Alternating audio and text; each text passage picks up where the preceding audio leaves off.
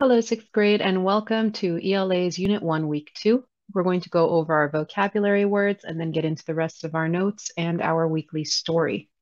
Your first word is the word reminisce. When you reminisce about something, you recall the past. So think about when you're thinking fondly about something that happened a long time ago or a nice trip that you went on, you are reminiscing about it. Jane likes to reminisce about the silly old days. What are some moments you reminisce about? Next, we have the word smuggle. To smuggle an object means that it's being secretly brought into a place or taken out of a place where it's not supposed to be. An example sentence says, I'm going to smuggle in an apple for my snack. An example question would be, what are some items that people try to smuggle past airport security? So maybe they didn't finish their juice and they want to take that with them. Number 3 is the word confinement, the state of being limited or restricted, or it's confinement. So when you're confined, you're being limited in what you can do or where you can go. We're trying to break Harold out of his confinement. So maybe he's grounded because he did something he wasn't supposed to do, and his friends are trying to break him out of being grounded. When have you been kept in confinement? Is an example sentence. Next, you have the word spindly. A spindly tree is long or tall, thin, and usually frail. So it's not something that's really strong. It's usually kind of long and lanky, and it can be broken or pushed over pretty easily. The top of the little hill is strewn with rocks and a few spindly trees. What spindly objects have you seen? Number 5 is retrieved. Something that has been retrieved has been recovered or regained. So if you retrieved a clue, that means you recovered the clue or you found the clue. The papers were retrieved after that test, so they were collected or brought back. What objects might dogs retrieve? Number 6 is the word inflicted. So to be stricken or imposed upon is to be inflicted. What does that mean? So if you were inflicted with an illness, that means you suddenly, became ill with something. Most of the casualties are inflicted at a distance of 30 yards. Have you ever been inflicted with an injury? So something that happens kind of suddenly to you. Number 7 is the word alliance. An alliance is formed when people join together for a common goal. So when you team up, a marriage is an alliance between two people. Do you belong to an alliance?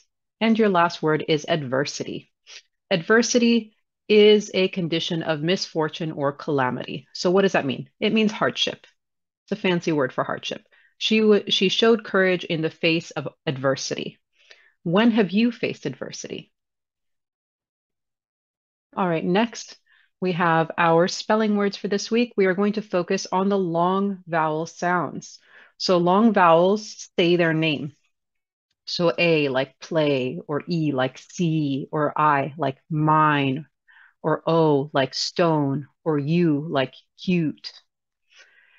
So your words for this week are the words slope, acute, remote, bathe, gaze, rhyme, keen, tile, fuse, bleach, loan, tote, foal, foe, coax, bleak, continue, pave, meek, shrine, gram, dread, shrunk, trait, and capsule.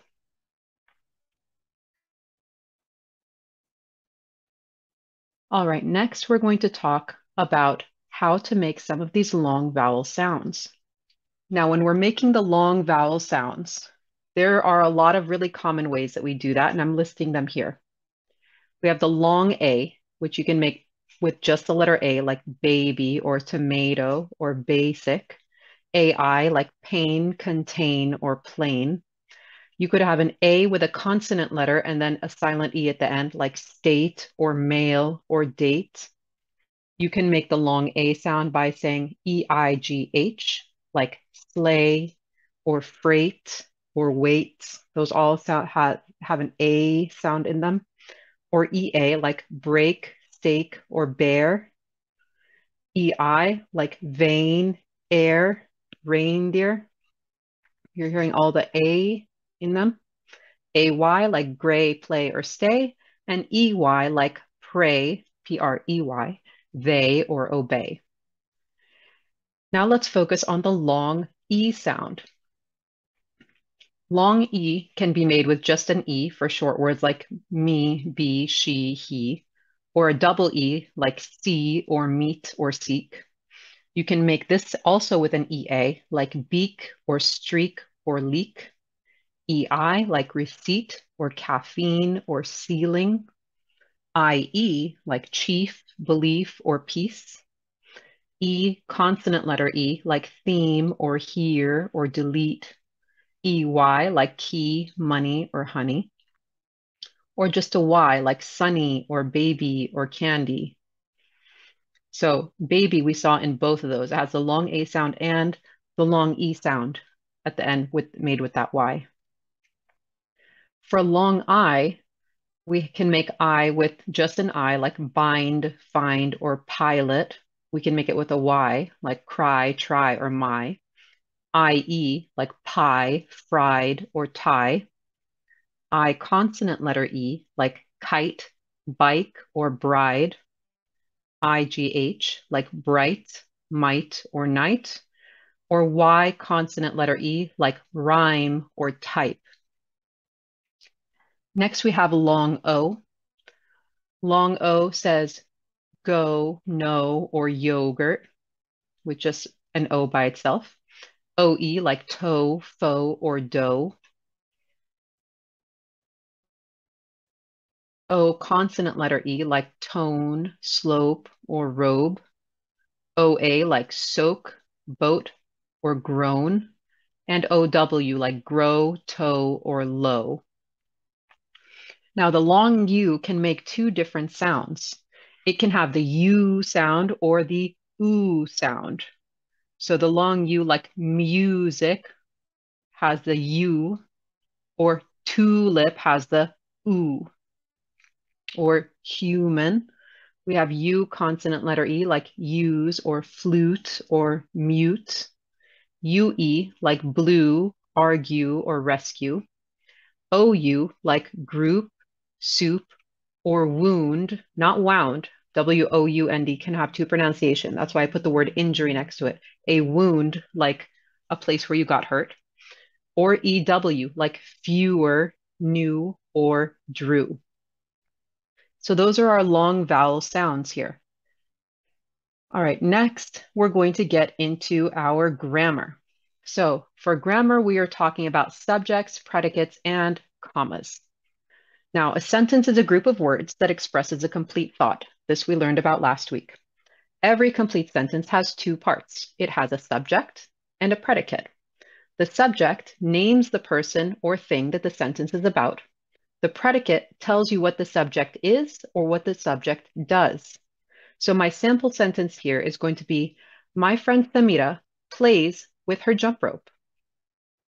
Now, a simple subject is the main noun or pronoun in the complete subject. The simple predicate is the main verb or the verb phrase in that's part of the complete predicate. So if I say my friend Samira, Samira is my simple subject. That's who I'm talking about. I can use that as my subject without the extra word. What does Samira do? She plays. So here's my subject and the verb. So simple subject, simple predicate. Now the complete subject is all of the words that are related to the subject. So a complete subject can be one word if it's a really simple sentence, or it can be more than one word. So as a one-word example, I can say Sarah walks her dog. So Sarah would be my complete subject because that's all that's in the subject area. But we can have a subject, a complete subject that has more than one word. So if I say the colorful bird sings sweetly all afternoon, the colorful bird is my complete subject. It's the subject and the things that came before it that describe it. Now, just like that, we also have a complete predicate. The complete predicate is the verb and all of the words that tell what the subject is or does. Now, again, you can have a one-word subject if it's a very simple sentence like Sarah walks. Walks is the complete predicate. There's nothing else there.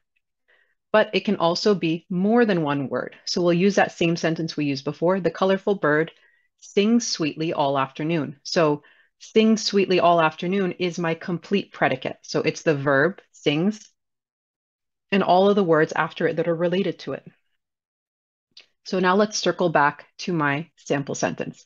My friend Samira plays with her jump rope. So my complete subject that I have highlighted in blue is my friend Samira. My complete predicate tells me everything she does, plays with her jump rope. So this is my complete subject and my complete predicate. The simple subject is just the subject itself, and just the simple predicate is just the thing they're doing, just the verb. Now, we can also have what we call compound subjects and compound predicates. Now, a compound subject is two or more subjects with the same predicate. So the subjects are usually joined by the words and or.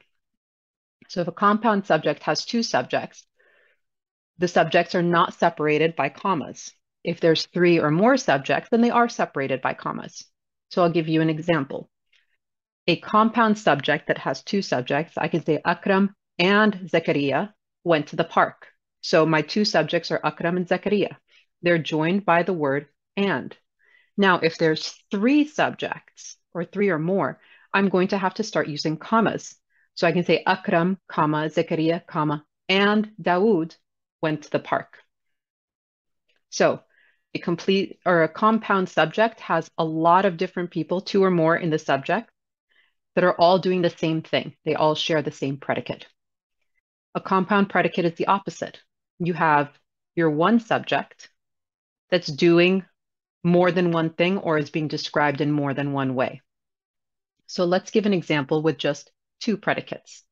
Zakaria likes to run and jump every day. So the two things he likes to do are run and jump. It's joined by the word and. I can also say, does she like to play tag or hide and seek at snack time? So the two things she could be doing are playing tag or playing hide and seek. I can also say the child wanted to eat cookies, but he had a tummy ache. So there's two predicates. There's two things that are happening. He wanted to eat cookies, but he had a tummy ache. Now, if I have three or more predicates, so my one subject doing three or more things or being described in three or more ways, I can say Hassan likes to read, comma, write, comma, and tell stories. So there's three things: read, write, and tell stories. I can also ask, do you want pizza, comma, pasta, comma, or sandwiches for lunch? So usually when you're using and, you're combining all of those things. When you're using or, you're talking about a choice. So now we've gone over uh, simple subjects and predicates, complete subjects and predicates, and compound subjects and predicates.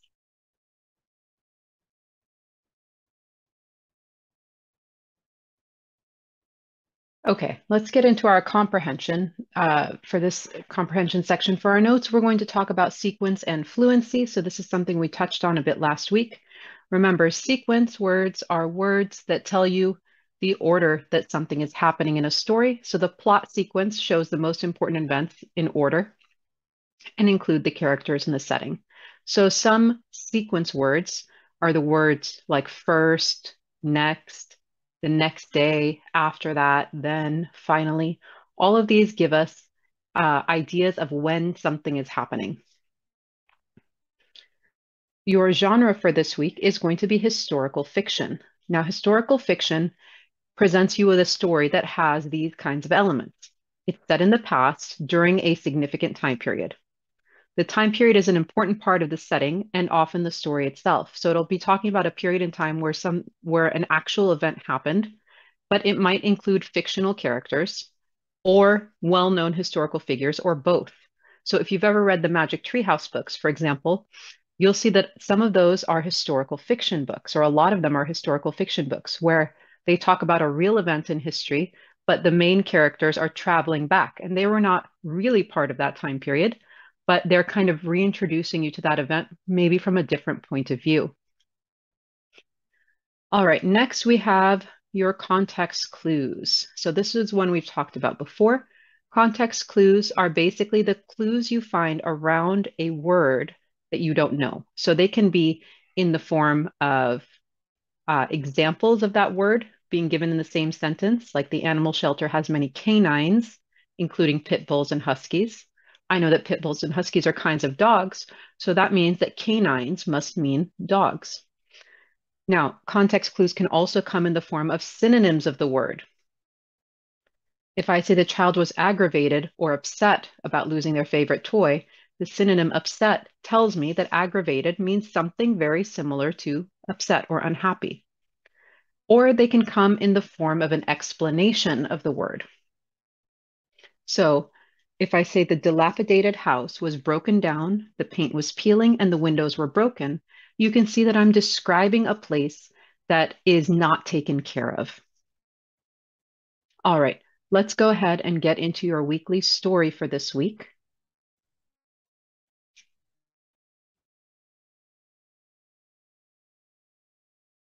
Genre: historical fiction. The Mostly True Adventures of Homer P. Figg by Rodman Philbrick. Illustrated by Mark Pennington. Homer P. Figg is a 12-year-old orphan who has a great talent. He can make up a story good enough to get out of almost any kind of trouble. This talent comes in handy when his guardian, Uncle Squinton, the meanest man in the entire state of Maine, sends Homer's older brother, Harold, off to take the place of a rich man's son in the Union Army. Homer decides he can't just stand around and do nothing. Determined to tell the authorities that Harold is too young to be a soldier in the Civil War, Homer makes up his mind to trace his brother's path and find him. Homer's ability to stretch the truth gets him out of several scrapes until one day he finds himself aloft and alone in a hot air balloon. Soon he's flying low over the town of Gettysburg, Pennsylvania, where a battle is about to begin. As the balloon begins to leak, Homer eventually makes a soft landing near the battle site. Then he manages to find a soldier from back home who tells him where he might find his brother. Homer parks himself along a road where hundreds of Union soldiers are marching and waits.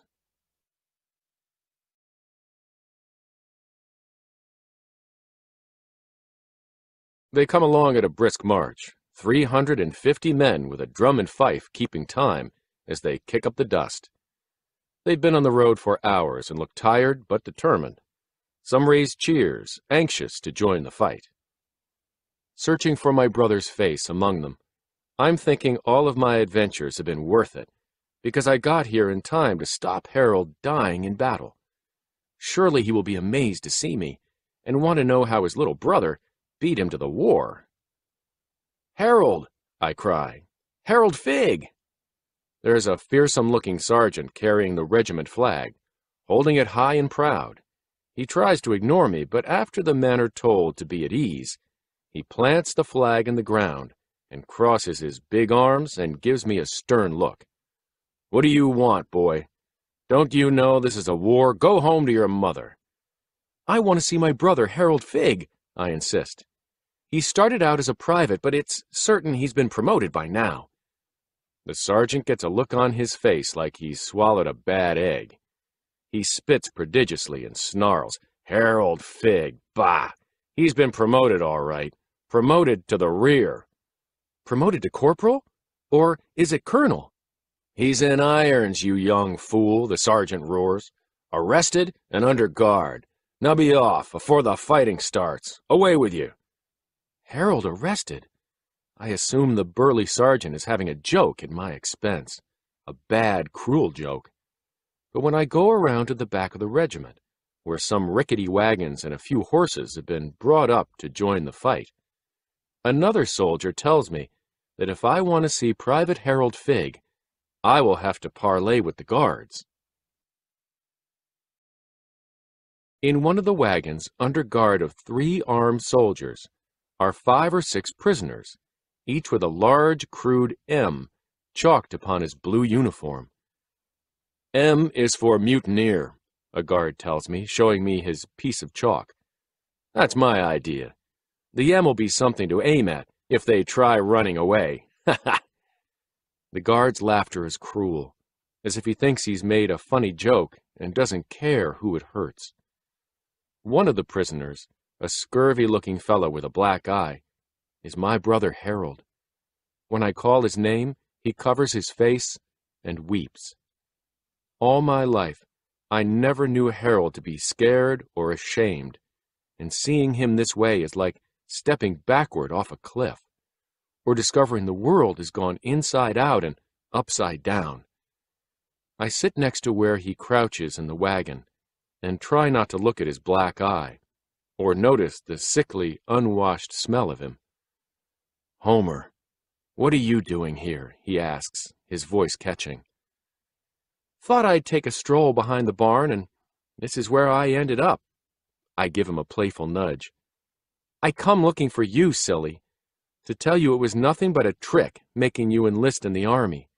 Squint sold you for a substitute and kept the money. They fooled you into enlisting. It ain't legal."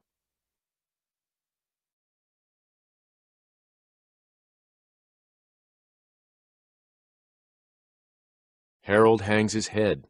His voice is so small, I have to lean in close. "Don't matter now, Homer. I went and done it, and will be court-martialed." "What happened?" I ask. "Did you run from the bullets? Did you run from the cannon, from men with bayonets?" My brother shakes his head. Somewhere in all his sorrow there comes a slight chuckle. "Disobeyed my squad sergeant." "I swear he's worse than Squint." "Is that what happened to your eye?" He nods. "At first I liked it, being in the regiment, the fine uniform and the drilling, shooting rifles, 3 good meals a day, sleeping in tents. I even liked the marching, and folks cheering as we went by. But I never did like the sergeant telling me what to do without so much as a please or thank you, and one day I told him so. When he objected, I slung him down in the mud, just like I did to Squint. It got worse from there," he adds. "He took it upon himself to make my life a misery. Said I was swamp trash, not fit to serve." "So you ran away?" "Didn't get far, as you can see." "What will happen?" "It doesn't matter, little brother. I am disgraced. You must leave here and forget you ever knew me." "Don't be stupid. That sergeant has knocked the sense right out of you." "I mean it, Homer. You need to get away from here. Whatever happened yesterday, whatever you might have seen, it's nothing to what will happen today and tomorrow and every day until one side or the other is defeated." "Couldn't be worse than yesterday," I tell him. "Oh, yes, it could. The Union Army has 90,000 men and will use them all. The rebels a similar number. Can't you hear the artillery pounding away? It has started already." "It ain't fair," I say. "Fair doesn't signify. I swore an oath and disobeyed. I must be punished." "Do they hang mutineers?" "Sometimes, mostly not. Likely they'll send me to prison." Up to now, I've been trying to act cheerful, pretending things ain't so bad. But the prospect of Harold being sent off to prison in disgrace makes me gloomy and quiet. Probably they won't let me go off to prison with him. I'll have to visit, and smuggle in a saw so he can make his escape. Then we'll run away, as far as we can get, as far as the Western Territories maybe, where land is free and nobody cares what happened in the war. We'll grow so much corn that we'll get fat as ticks, and build us a fine house with a fireplace and windows and a proper privy. We'll fish in mountain streams for trout as big as dogs, and someday we'll sit in rockers on the porch and reminisce about the silly old days when the stupid, rotten sergeant blacked his eye, and how we made our great escape.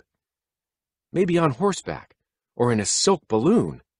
I ain't decided yet." "It will be all right," I tell him. "Our dear mother always said things work out for the best." Harold gives me a sorrowful look.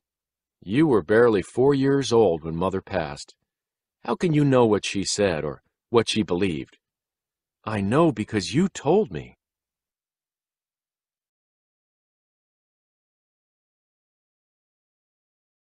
He nods to himself, as if he already knew what I would say. I am sorry, Homer. I have to let you down. Don't be silly. Squint sold you into the Army. It ain't your fault. You don't understand, he says, sounding mournful. I let it happen. I knew it was a sham and could have said so before I joined the regiment. But I wanted to be shut of the farm and our hard life. I wanted to breathe air that had never been dirtied by Squint and Leach. Oh, I say. There's worse. He hesitates, then takes a deep breath and continues. For once in my life, I wanted not to have to take care of you. Not to be your brother and your mother and your father all rolled into one. I wanted out, Homer. I saw my chance and took it. Poor Harold looks so miserable, I can't hardly stand it. Besides, the things he's telling me don't exactly come as a big surprise. I sort of knew it all along, that he wanted to get away from Squint, and not to always be having to look after his little brother. I say, it don't matter, because you don't have to take care of me no more. It's my turn to take care of you. Harold studies me, and shakes his head and smiles a little. How'd you get here, really? A boy your age had never left the farm.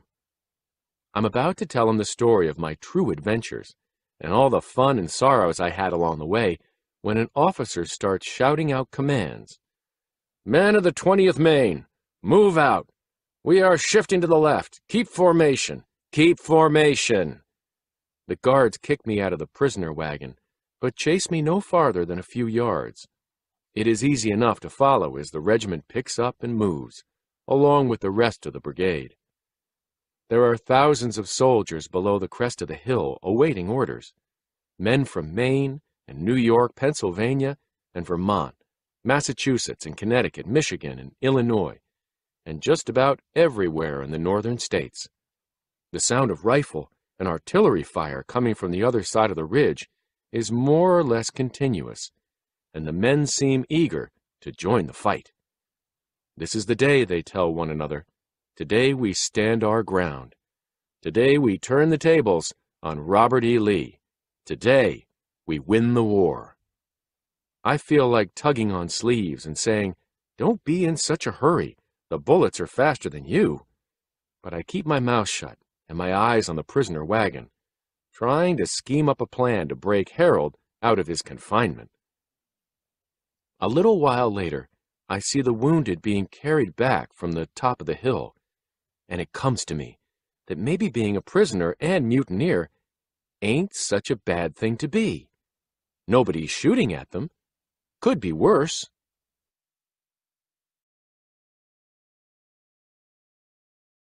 Then Worse himself comes charging up on a big gray horse. Colonel Joshua Lawrence Chamberlain, the young commander of the 20th Maine, all fitted out with his sword and pistols and his fancy big mustache and his eyes glowing. Men of the 20th, look to me.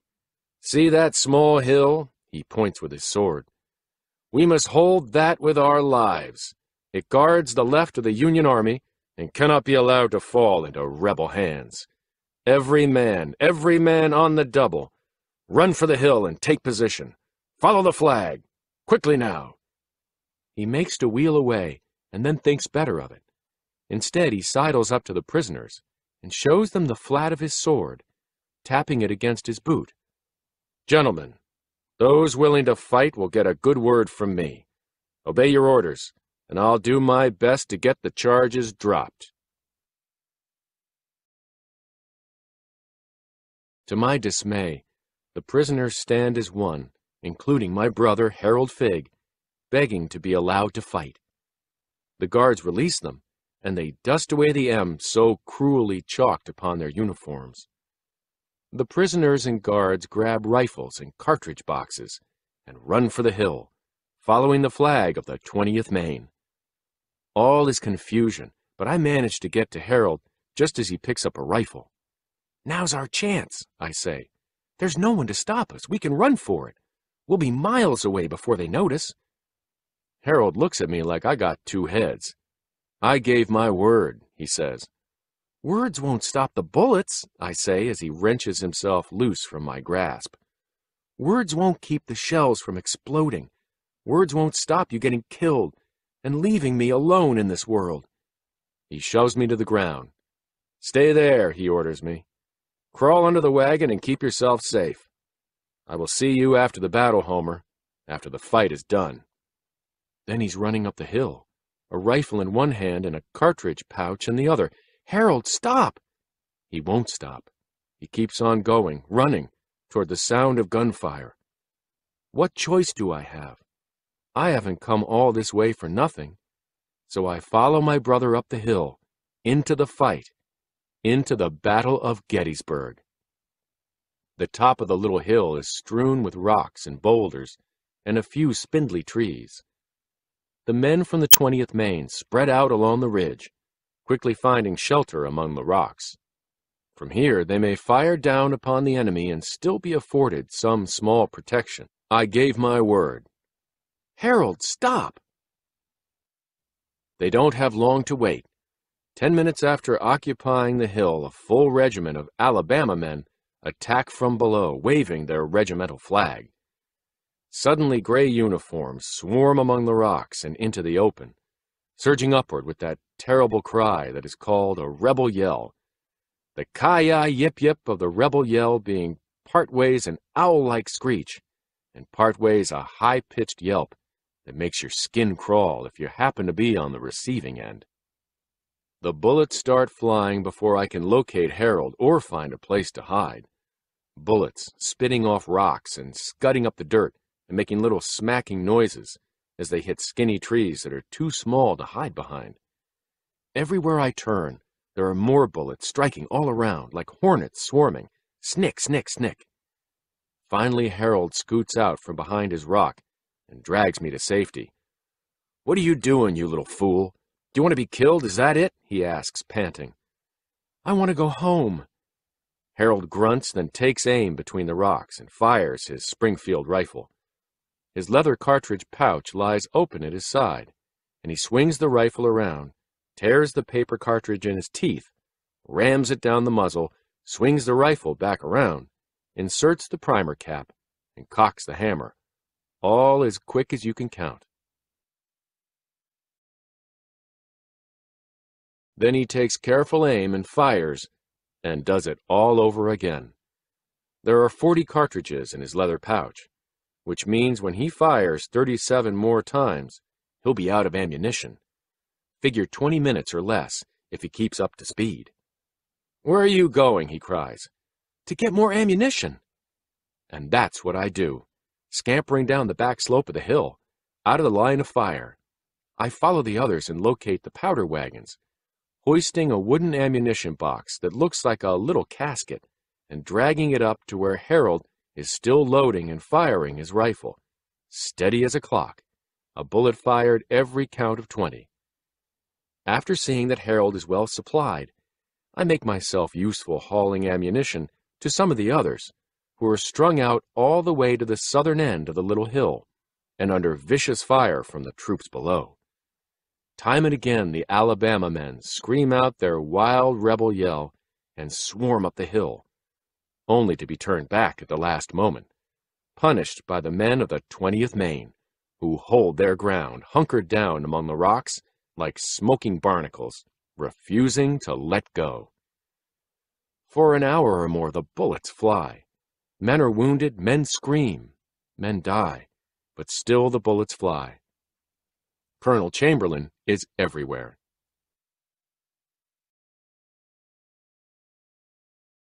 He strides along the ridge in direct line of the rebel sharpshooters firing from below, ordering where his men should be placed and how they might best repel the next desperate charge of the troops from Alabama.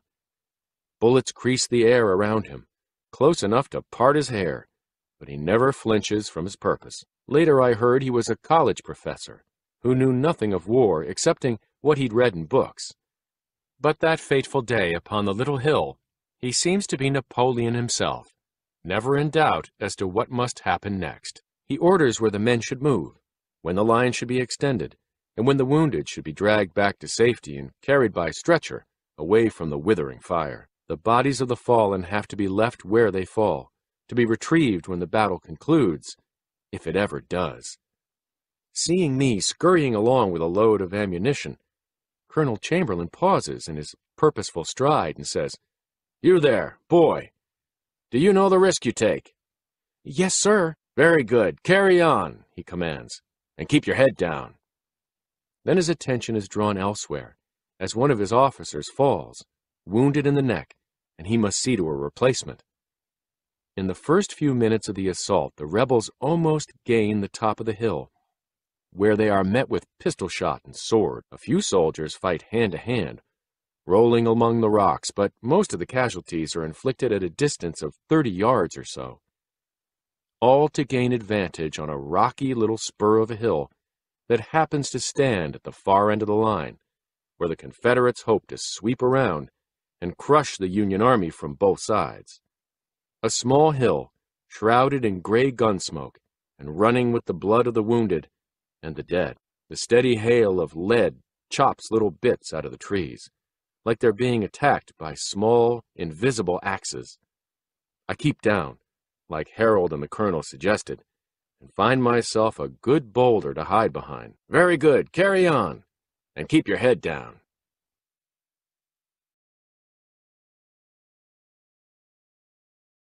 All the ammunition has been taken from the wagons and distributed. It can't last forever, the way the men are using it up, each taking 2 or 3 shots a minute. But for now, the gunfire spits and pops like a full load of popcorn in a hot pan of grease. There comes a lull when only a few guns are popping off, and I hear Harold call out for more ammunition. "All gone," an officer shouts back. "Find cartridges where you can." Already they are borrowing cartridge cases from the many who have fallen. The dead men don't object. In my hiding place, curled up small, I'm praying the cartridges will run out soon, so we can fall back. It comes to this. I care not if the rebels take the hill. There are 1,000,000 hills in Pennsylvania. Let them have this one, if they want it so bad. A little distance away, half obscured by the clouds of gun smoke, the colonel confers with his officers. From what I can see of their faces, the news must be very grim indeed. Good, I'm thinking. Sound your retreat. An army can't fight without bullets, can it? We are outnumbered, outgunned, and outfought. The only sensible thing to do is run for it. Then, clear as a bell that tolls through the fog, comes his order. "Fix bayonets," he roars. All down the line, soldiers eagerly slip bayonets onto the muzzles of their empty rifles and ready themselves for what happens next. Ahead of me, crouching behind his rock, my brother Harold shakes his head at me. "Homer, get back," he shouts above the din. "Go home. Save yourself." Then Colonel Chamberlain's voice booms out, louder than the crack of artillery. "Charge!" he commands, lifting high his sword. Harold leaps to his feet and follows him down the hill into the guns of the enemy. To this day, I cannot say what made me follow my brother down that hill.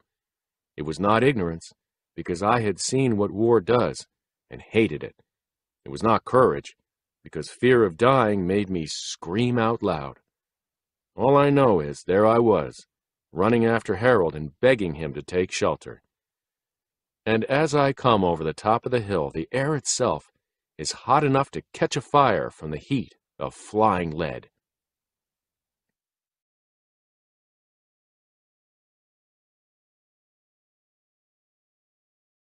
Fast as I'm running over that rough ground, I can't seem to catch up to Harold. Soldiers on either side of him fall like rag dolls, but he keeps on going. Just ahead of him is the burly sergeant with the regimental flag, the one who cussed Harold and said he was swamp trash. The sergeant stumbles, clutching at his stomach, and the flag starts to fall. Without breaking stride, Harold drops his empty rifle and seizes the flag from the wounded sergeant. "Harold, no!" Now all rebel eyes and rebel guns will be upon him. My brother holds up the flag as he advances, leaning into the lead-filled air as if he is leaning into warm summer rain. "Harold, get down!" I scream. "Get down or be killed!" Holes appear like stars in the billowing flag, but still he will not take shelter. I search for a rock to throw at him, to bring him to his senses, but the first thing my groping hand encounters is the fallen sergeant who passed the flag to Harold. He lies on his side, grinning at his pain, hands clawing at his wounded stomach. I want to ask him why he blacked my brother's eye, and if he's sorry now, but it don't seem right to ask. Instead, I lift the pistol from his holster and take aim, intending to fire at Harold's feet to get his attention. I pull the trigger. The bullet strikes the ground. Harold falls. At first I think he has finally been struck by rebel lead, and then I see what has happened. My own shot has splintered away. "Harold, get down!"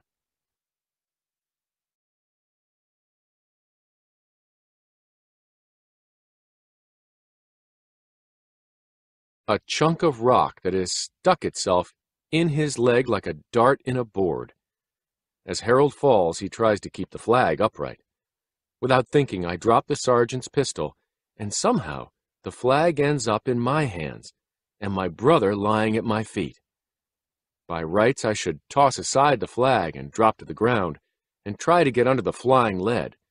But something in me won't let go. Now that the flag is in my hands, it don't seem right to let it fall on bloody ground. A dumb idea, dumb enough to get me killed, but there it is. The strangest thing is happening. All around me, all down the hillside, rebel soldiers are throwing down their rifles and surrendering. Beneath me, Harold is groaning and trying to pry loose the sliver of stone embedded in his leg. I am sorry he is hurt, but glad that he is alive. Then I noticed that not all the Alabama soldiers have surrendered.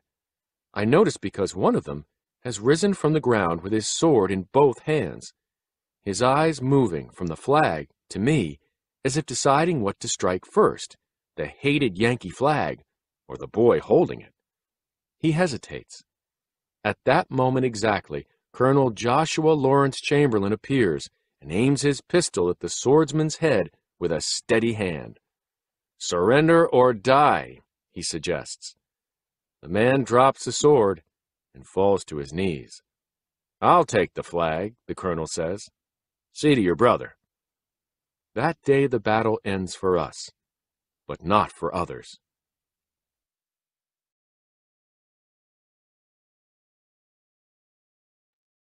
All right, that takes us through our story for this week. Remember, this is the story that your selection test is going to be focused on. So reread it carefully, pay attention to the vocabulary words and how they're being used. And if you have any questions, let me know. Have a great day. Bye-bye.